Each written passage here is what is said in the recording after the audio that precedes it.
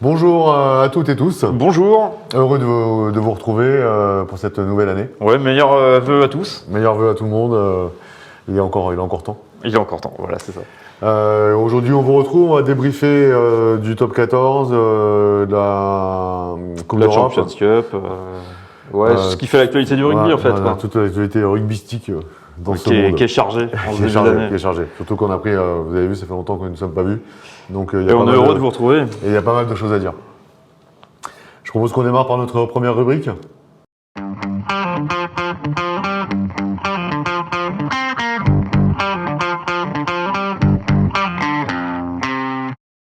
Pour cette nouvelle séquence, ce que je te propose, c'est qu'on fasse, pour répondre aussi à un message qu'on a eu sur les réseaux sociaux, où on nous demandait, on nous disait les internationaux, ils ont du mal à se remettre dedans après la Coupe du Monde. Donc moi, je te propose qu'on fasse un petit état des lieux des internationaux, parce que faut contrebalancer un petit peu ça. Je trouve qu'il y en a qui, effectivement, ont encore du mal à digérer cette Coupe du Monde. Et il y en a, par contre, contourner la page et qui sont très, très performants. Donc voilà. On peut parler, par exemple, moi j'ai envie de te parler d'Aldrit, qui on avait dit qu'il avait fait une grosse pause, etc. Et ça lui a été bénéfique. Ah ouais, et Aldrit, non seulement c'est bénéfique pour lui, mais c'est bénéfique aussi pour La Rochelle, parce que depuis qu'il est revenu, il gagne tout. Ça gagne. Ouais. Et bon, il y a Skelton aussi, qui est revenu à ce moment-là. Bon, ce que je veux dire, c'est qu'ils sont revenus presque au même moment. En tout cas, tu vois que c'est des joueurs qui impulsent quelque chose. Mais Aldrit, franchement, moi je le trouve vraiment très très bon depuis qu'il est revenu. Et voilà, ça coïncide avec cette victoire, ces victoires de La Rochelle. Et il emmène La Rochelle avec lui. Et c'est là que tu vois que t'as quand même un joueur qui est au-dessus, de très haute performance. C'est ça. Et c'est pas pour rien d'ailleurs que Galtier vient de lui donner le capitana en équipe de France. Dupont n'est plus là. Il s'appuie sur ses joueurs cadres. Et Aldrit, aujourd'hui, c'est un joueur cadre de l'équipe de France. C'est un joueur cadre de La Rochelle. Tu le soulignes, moi je trouve ça super qu'il soit capitaine. En plus, personnellement, avec le recul, je préfère Aldrit en capitaine que Dupont. Mais c'est une vision personnelle, c'est vraiment... je pense aussi qu'il est capitaine pour plusieurs raisons. Alors effectivement, il est capitaine sur le terrain parce qu'il prouve, etc. Après, c'est quelqu'un qui est bilingue, donc avec des arbitres, c'est quand même plus simple à l'international de pouvoir parler anglais. Voilà. Mais non, puis chaque fois qu'il intervient dans la presse ou dans les médias, je le trouve toujours juste. Donc, il fait partie de cette génération plus qu'il a de l'humilité, tu vois. Il se regarde pas les pectoraux. Donc c'est top. Après, pour rester sur La Rochelle, il y a Astoy. Alors lui, par Antoine, contre, pour moi, il est complètement, pas complètement, mais il a dedans. Beaucoup de mal. Il a vraiment beaucoup de mal. Je trouve aujourd'hui même que Royce est plus performant que lui. Oui, je suis d'accord. Ouais, je suis d'accord. D'ailleurs, il a basculé en 15 là, sur quelques matchs. Ce qui est pas inintéressant, il apporte autre chose. Oui, mais ça veut dire quand même qu'il n'est pas dedans. Mais ce qu'il y a, c'est qu'en 15, il est en dessous de Dulin, en 10, il est en dessous de Royce. Moi, je trouve qu'Astoy... la Coupe du Monde, ça lui a fait mal, je pense. Ça lui a vraiment fait mal. Il a du mal à se remettre à son vrai niveau. C'est ça. Il n'y arrive pas. Alors après, moi, je voudrais parler de la ligne de 3/4 de Bordeaux, quand même, parce que là, il y a du lourd. Et quand on parlait de joueurs qui ont tourné la page, moi, Damien Penaud, je le trouve excellent. Le mec, il marque à tous les matchs. Il a un placement toujours incroyable, il sent le jeu. Damien Penaud. On peut dire la ligne 3/4 bordelaise. Jalibert, Moefana, Bielbarret, si on peut mettre Lucu, il est excellent. Au-dessus du lot. Excellent. Et alors vraiment, tu vois, pour le tournoi Destination qui va débuter, moi j'ai vraiment pas de doute que Lucu il saura mener les hommes. La Biellette aussi. Parce que tu vois, il est jeune, il aurait pu aussi pareil avoir un petit creux après. Il est rentré de congé, il y a du lourd avec Penaud là, ça. C'est vrai que la ligne de 3/4 de Bordeaux. Elle va faire peur. D'ailleurs, elle fait peur. Ils sont premiers. On parlera tout à l'heure de la Coupe d'Europe, mais ils sont premiers sur la Coupe d'Europe là. Ils sont dans leur poule.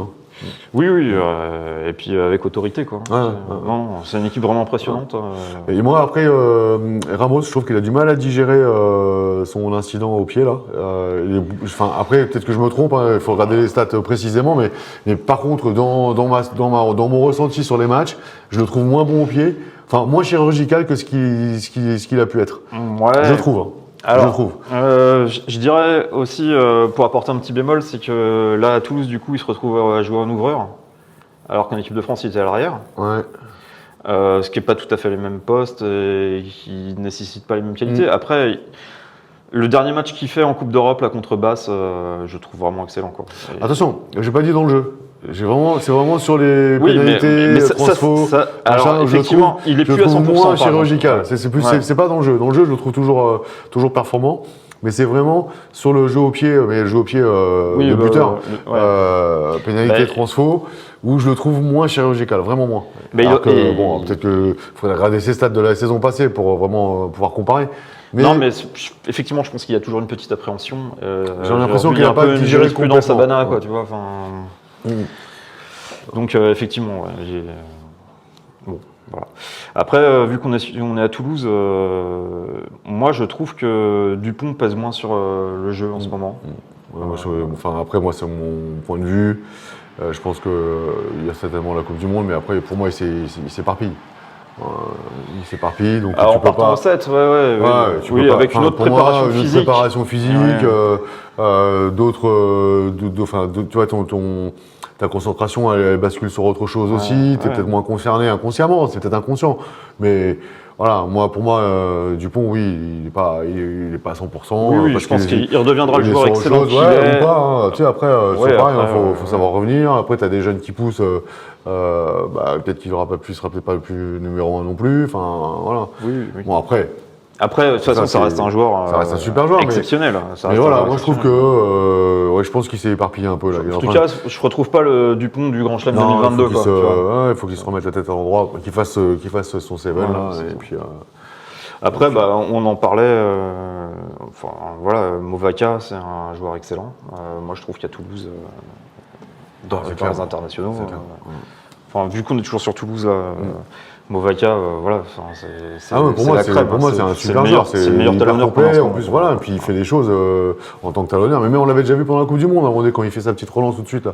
Il joue rapide, il part, il fait gagner je sais plus combien de mètres. Derrière, ça joue, ça enchaîne. Bon, il y a essai, tu vois, c'est juste énorme quoi, ce qu'il fait. C'est un talonneur plus que moderne. Quoi. C'est ça. Ouais. C'est pour ça que j'ai. Voilà, ok, je veux bien que ce soit un pack player, mais. Oui. Et après, alors malheureusement, il y a Jelonge qui s'est blessé, qui était bien revenu. Jelonge, ça c'est une vraie perte parce que moi je trouvais que justement il était bien revenu. Il faisait des bonnes rentrées. On avait retrouvé un joueur assez dynamique. Vraiment, assez bon. Et là, c'est la tuile pour lui. C'est la tuile pour lui. Saison terminée. C'est le deuxième genou, c'est terrible. Quoi. Malheureusement, souvent c'est comme ça. Tu te blesses un côté, tu compenses de l'autre, et puis l'autre il lâche. Oui, mais après, tu peux toujours poser la question, est-ce qu'il est parvenu trop tôt, machin. Après, c'est les sportifs de haut niveau, c'est de la performance, et je veux revenir, je veux faire une Coupe du Monde. Ce débat-là, on l'aura toujours en fait. Tu vois, clair. Sur la fracture du pont, sur. La fracture du pont, c'est encore autre chose. Tu vois. Bon, parce que Jelonge, c'était pour le coup opérationnel. Quoi. Oui, mais pas comme Julien Marchand aussi. Le mec, il a jamais été opérationnel. Il rentre dans la Coupe du Monde, il se reblesse. Mec, voilà, soigne-toi. Et encore une fois, quand tu reviens, tu prends le temps de revenir tout doucement. Tu prends un peu de temps de jeu, etc. Voilà. Mais bon, ça c'est. Je suis pas sélectionneur de l'équipe de France et entraîneur de Toulouse. Donc. Voilà. Et après, il y a un joueur dont je voulais parler, le deuxième ligne là, qui vient d'arriver. Alors lui, on ne peut pas savoir si c'est pas l'impact de la Coupe du Monde là, mais Afou, ouais. Ouais, mais il s'est blessé aussi. Ouais, il se reblesse, c'est pour ça que je voulais parler de sa blessure. Bon, alors lui, c'est un peu à part parce qu'il n'a pas forcément fait. Du coup, oui. Enfin, on a tendance à dire que le niveau international est toujours un peu plus élevé, donc effectivement, il faudra attendre encore un petit peu pour juger ce qu'il en est. Voilà. Dans cette revue d'effectifs. En tout cas, on a parlé. Il y a certains joueurs qui ont bien digéré, d'autres moins bien. Oui, c'est ça. Ceux qui restent performants, Olivon. Puis il y en a qui sont restés aussi sur la même ligne. Je pense par exemple à Gaël Ficou. C'est marrant, je pensais à lui en même temps. Gaël Ficou, c'est un bon joueur. Il a fait sa Coupe du Monde. Je trouve qu'il est sur la même lignée là.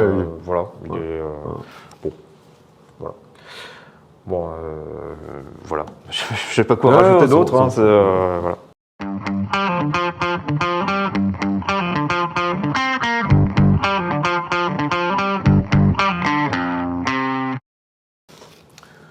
maintenant, on va vous parler un petit peu du top 14 parce que, quand même, depuis la Coupe du Monde, il s'est passé quelques journées. On est quasiment à mi-championnat. Il est temps quand même de faire un bilan, des plus, des moins. Voilà. Vas-y, je te laisse. Moi, je vois la première équipe du championnat. Pour moi, c'est l'équipe anglaise, là, le Racing. L'équipe anglaise. Je ne savais pas ce que tu voulais dire. Ils ont un nom anglais, c'est ça que je veux dire. Ils ont un anglais, puis ils recrutent de plus en plus d'anglais. Sur les étrangers, de toute façon, en général, il y en a dans tous les clubs. Donc là, ils font fort quand même. Ah, il y a Roundel. Roundel, Farrell qui arrive. Ah, c'est pas sûr. C'est pas sûr. Oui, bon, on est bien parti pour que ce soit. Écoute, on verra. Pour le moment, c'est pas le cas. On parle de cette année. Bon, plaisanterie à part, ils font un gros début de saison. Ouais, ils font un début de championnat. Ils sont assez solides. Quoi, c'est solide. Disons que pour le moment, ils gagnent tout à domicile. Ils vont tout le temps chercher au moins un point de bonus à l'extérieur quand ils gagnent pas. Quoi. Donc effectivement, ils prennent des points tout le temps, partout. C'est solide, c'est cohérent. Alors tu parlais des Anglais, effectivement, ils ont un entraîneur anglais. Enfin, tu vois, je pense qu'il y avait besoin de renouveler le staff parce que ça faisait longtemps qu'il était en place, tout ça. Là. Et ça génère une dynamique. Et puis Lancaster, c'est un mec, il a pas de groupe prédéfini en fait. Il fait tourner les joueurs tout le temps. C'est ce que les joueurs disent aussi, c'est que du coup ils savent pas. Il faut s'adapter aussi.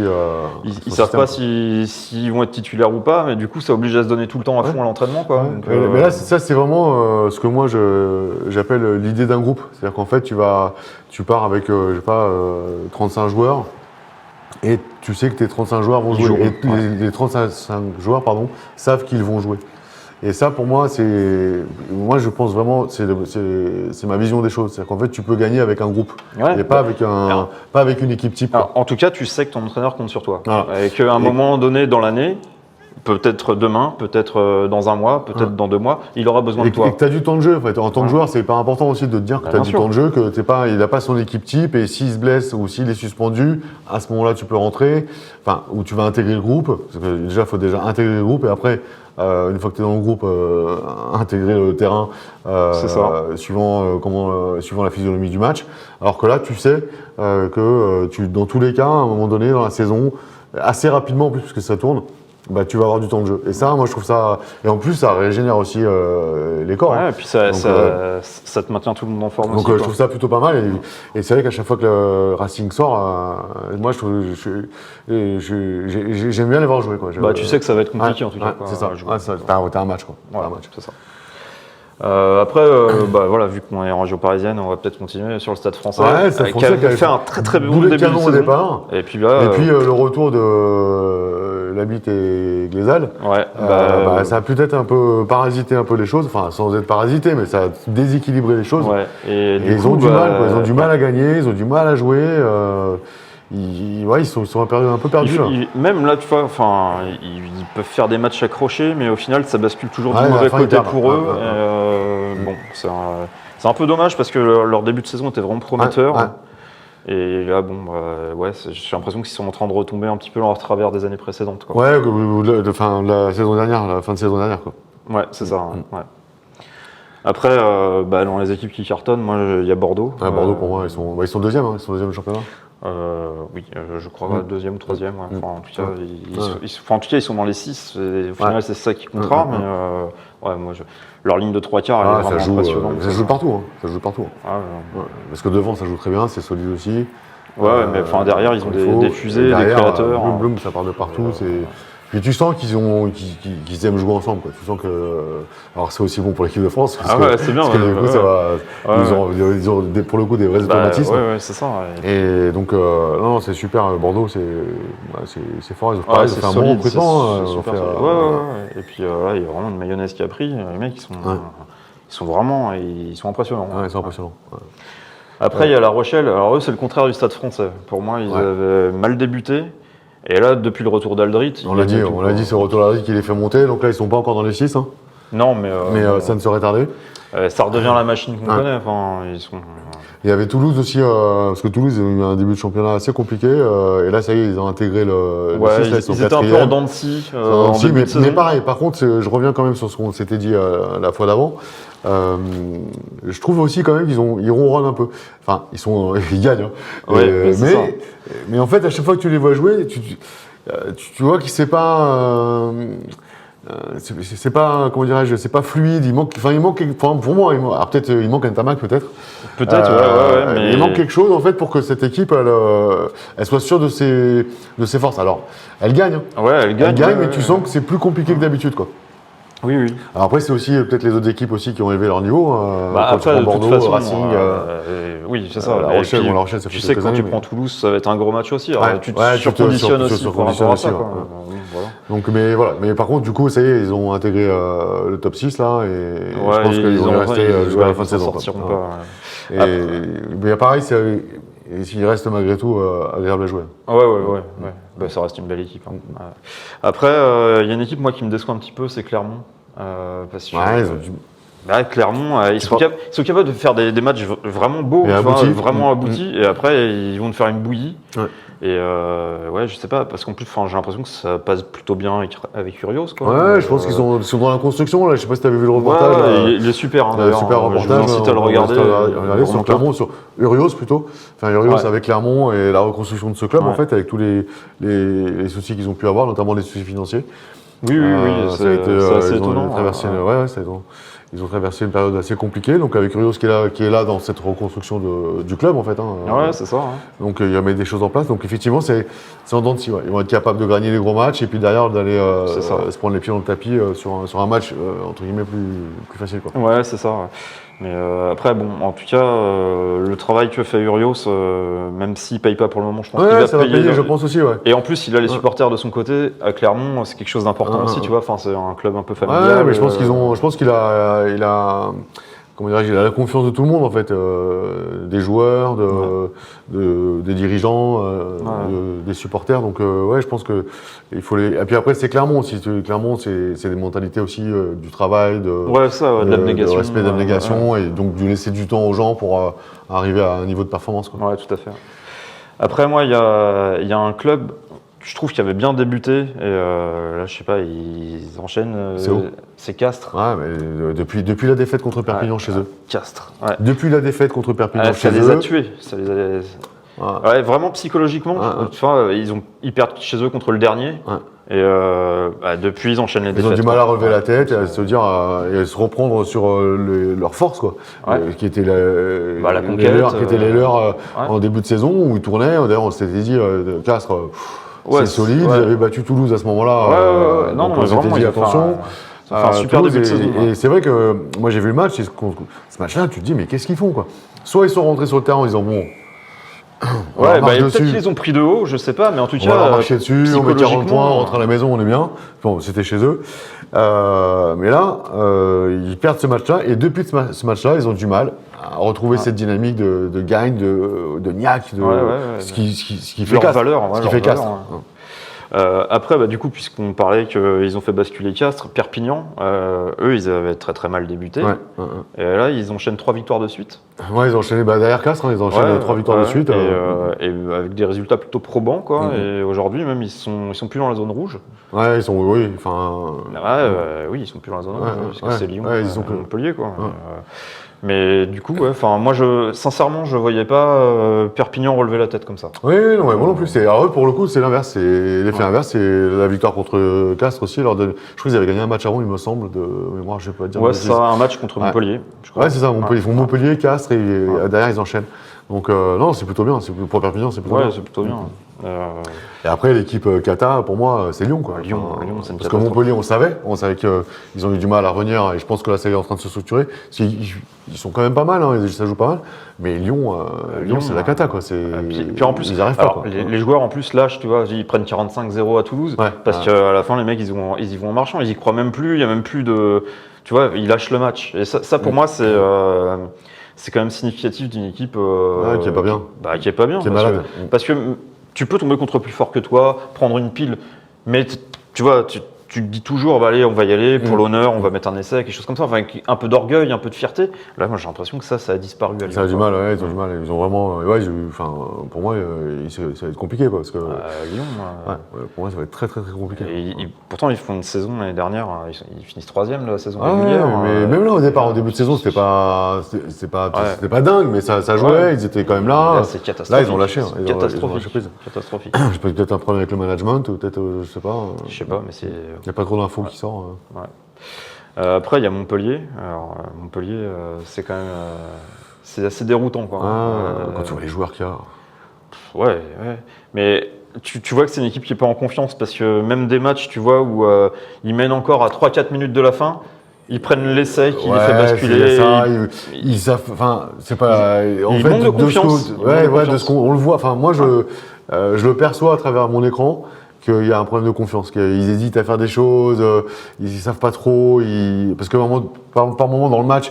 Vraiment, quand ils s'y mettent, tu les vois, ils vont développer leur jeu, marquer un essai, et derrière, comme ça, c'est crispation. Et... Ouais, comme si ça les bloquait en fait.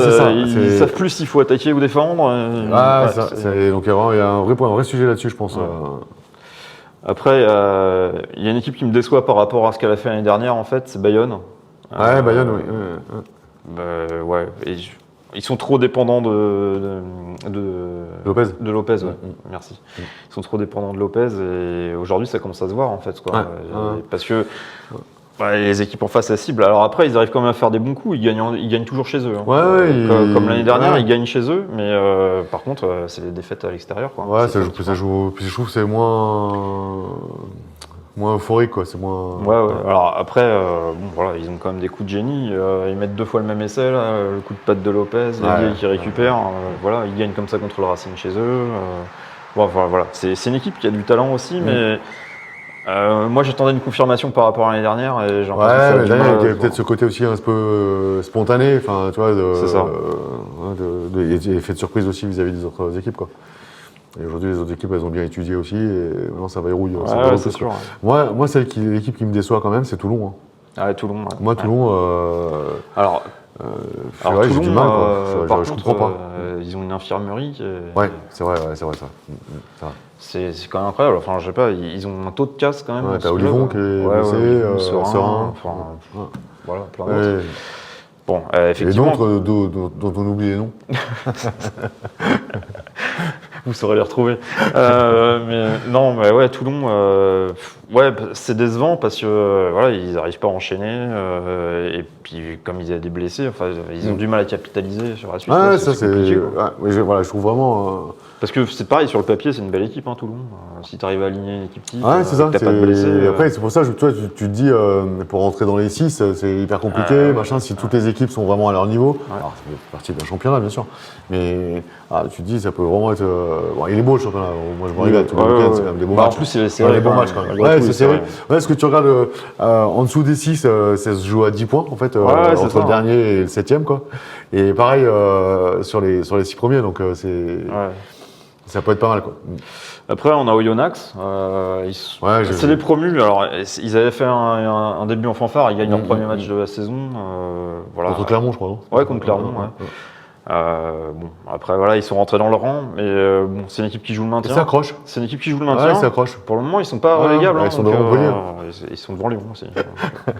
Donc, moi, je les trouve assez fidèles à eux-mêmes. Tu vois, c'est une équipe qui lâche jamais, quoi, qui est toujours dans le combat, qui est assez agréable à regarder jouer, quoi. Mais ça va être dur pour eux la saison, c'est sûr. C'est ça. Nous, on avait pensé au Oyonnax, et Perpignan. Là, il faut se mettre Lyon, Montpellier, Oyonnax et Perpignan. Et puis, je pense qu'on n'a pas parlé de Pau encore. Non, Pau, alors c'est pareil, au départ, ils ont fait un truc. Ils sont partis tonitruants. Parce qu'ils tapent Toulouse chez eux, tout ça. Ils avaient fait je me rappelle, on avait été dithyrambique sur Pau sur notre dernière émission. Et puis là, ils sont rentrés dans leur rang. C'est ça, on les a remis, ils se sont remis à leur place. C'est un peu dur de dire ça, mais je pense que c'est peut-être une profondeur de banc qu'ils n'avaient pas. C'est une équipe pareille qui joue le maintien. Mais sauf que on s'était vu. On les voyait plus beaux que ça, en fait. Mais peut-être qu'il y a une profondeur de banc que les gros clubs ont et qu'eux n'ont pas, en fait. et qui va faire la diff sur la saison, quoi. C'est ça. Bien.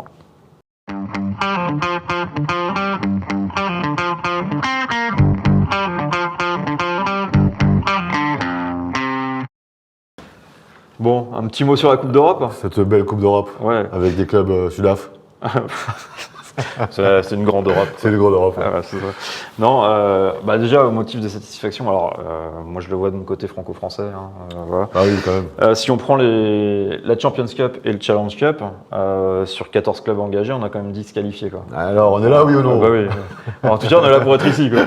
Mais, non, du coup, c'est plutôt bien. On a 5 qui sont qualifiés en Champions Cup et 5 en Challenge Cup. Bayonne qui était en Champions Cup et qui a été reversé. Mais franchement, c'est un bilan qui est plutôt positif. Ouais, c'est hyper positif, non, c'est clair. Ouais, après, voilà, Toulouse, ils finissent premier toute poule confondue.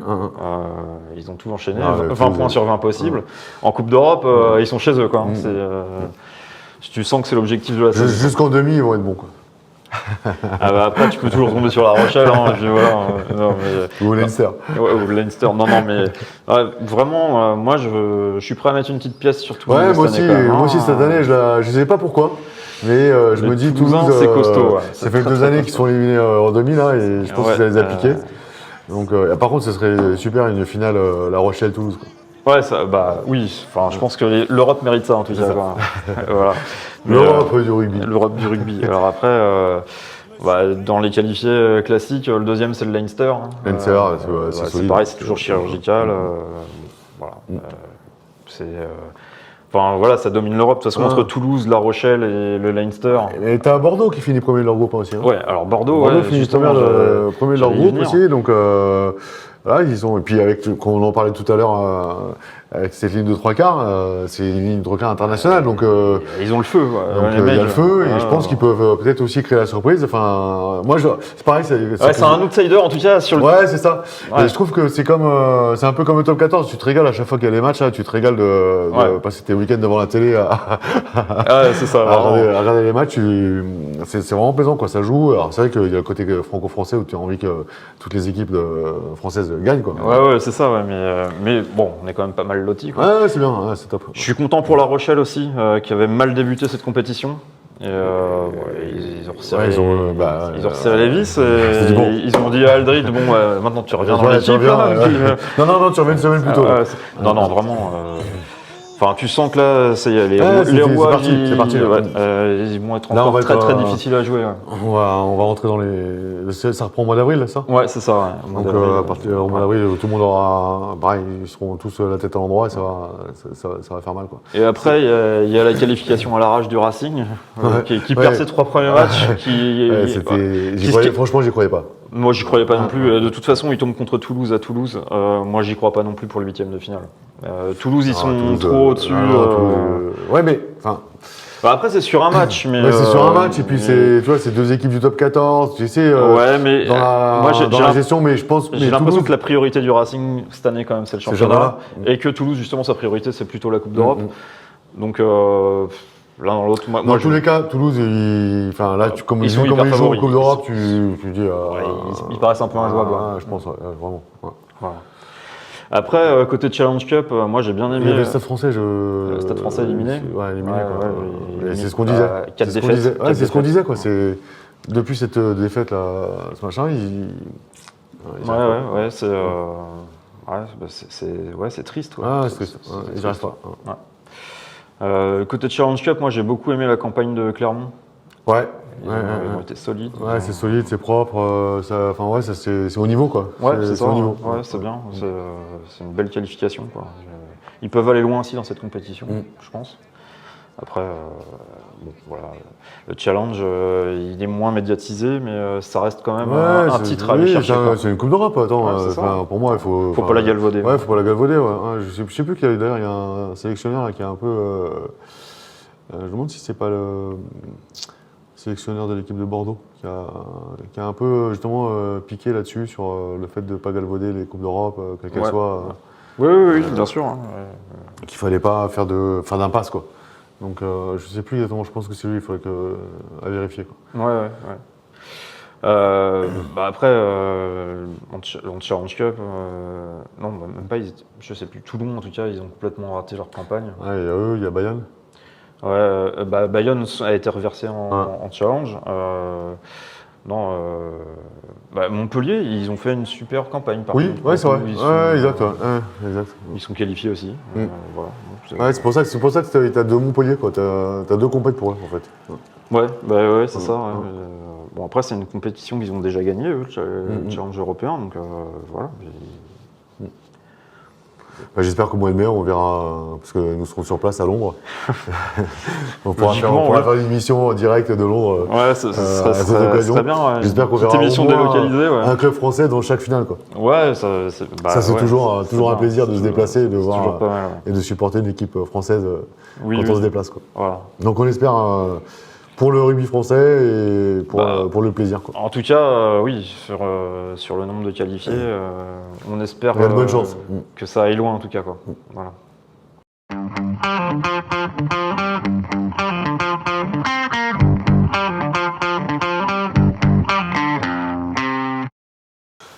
Bon GG, on passe sur la rubrique par derrière.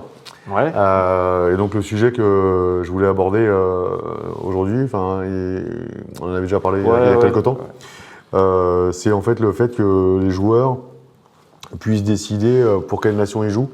Donc ça, j'avoue que moi j'ai toujours eu un peu de mal à le comprendre en fait.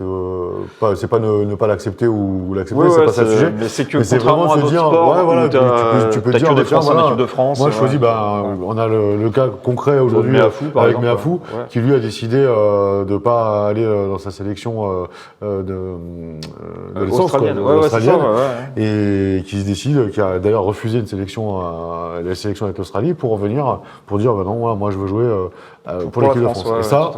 Moi, je voulais savoir, est-ce qu'il y a une historique là-dessus pour qu'on puisse accéder à la nationalité, jouer pour une nation qu'on veut.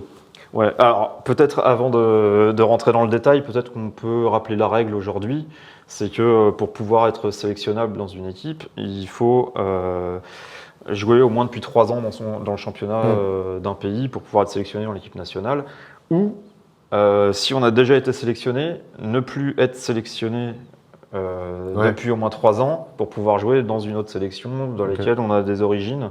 Par exemple, comme les All Blacks qui sont partis jouer en Coupe du Monde. Voilà, c'est ça. On en avait discuté par rapport à ça. J'avais dit, attends, les mecs, ils ont gagné une Coupe du Monde avec la Nouvelle-Zélande et ils partent dans une autre nation 4 ans après. Au Tonga, par exemple. C'est ça, parce que de tout temps, il y a eu beaucoup de Tongiens dans l'équipe de All Blacks. Si tu veux, ce qui m'a choqué, c'est ça. C'est juste pour rappeler la règle, c'est qu'aujourd'hui, effectivement, tu peux avoir été All Black ou en équipe de France ou quoi que ce soit. Et voilà. Et si tu n'es plus sélectionné dans cette équipe depuis 3 ans, tu peux retourner dans ton équipe d'origine. Voilà, ou dans l'origine en remontant jusqu'à tes grands-parents. C'est-à-dire que, par exemple, Aldrit, qui a un père écossais, s'il n'était pas sélectionné pendant 3 ans pour l'équipe de France, il pourrait aller jouer avec l'Écosse. Voilà. Mais ça, c'est le rugby. C'est les particularités du rugby. C'est comme les règles, tu les comprends toujours pas, pour certains. Alors que le foot, à 7 ans, tu as compris les règles. Tu vois. Alors que le rugby, même là, dans le truc, il y a encore un truc tordu. Quoi. Mais c'est ce qui fait le charme de notre sport. Donc maintenant, pour en revenir un peu à l'historique, en fait, ces étrangers dans les sélections ont toujours existé, quoi. En 1900, par exemple, il y a les Jeux Olympiques. Alors, il faut savoir que le rugby était olympique, le rugby à 15. Ah, ça c'est une bonne nouvelle. Le rugby à 15 était olympique. Et d'ailleurs, le premier champion olympique de rugby, c'était la France. Voilà, en 1900. Il y avait un joueur étranger dedans, un Sud-Américain, qui jouait pour l'équipe de France. Et dès la première sélection, alors c'était pas l'équipe de France à l'époque, la première véritable sélection française c'est 1906. Et déjà dans cette équipe de France, il y a 2 étrangers qui sont Crichton à l'arrière qui est anglais et Alan Moore en deuxième ligne qui est américain. Alors pourquoi ? C'est parce que dans les statuts de ce sport, en fait, tu ne dépends pas de ton origine, mais tu dépends de la fédération pour laquelle tu joues.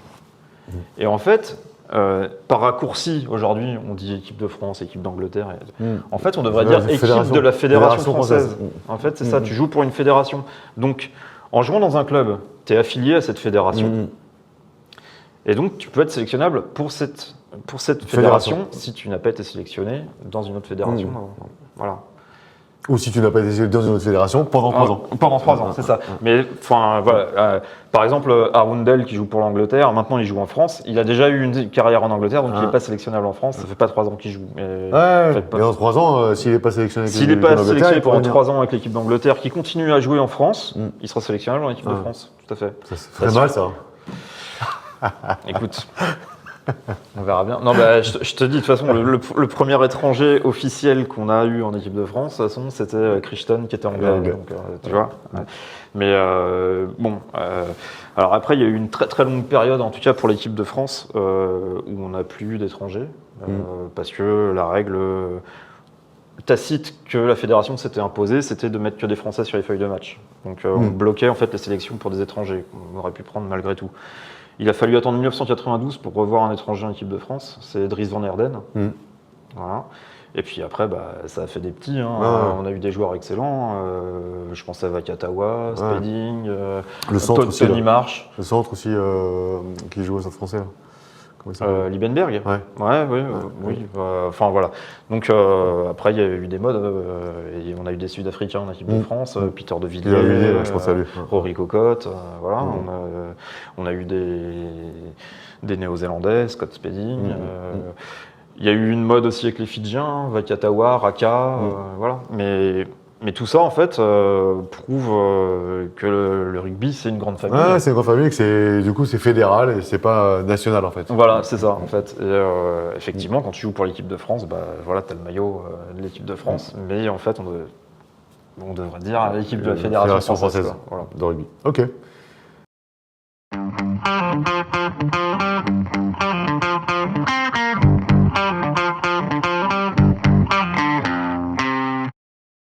Bon Jean-Marie, il est temps de se dire au revoir, c'est le temps de se séparer avant la prochaine fois.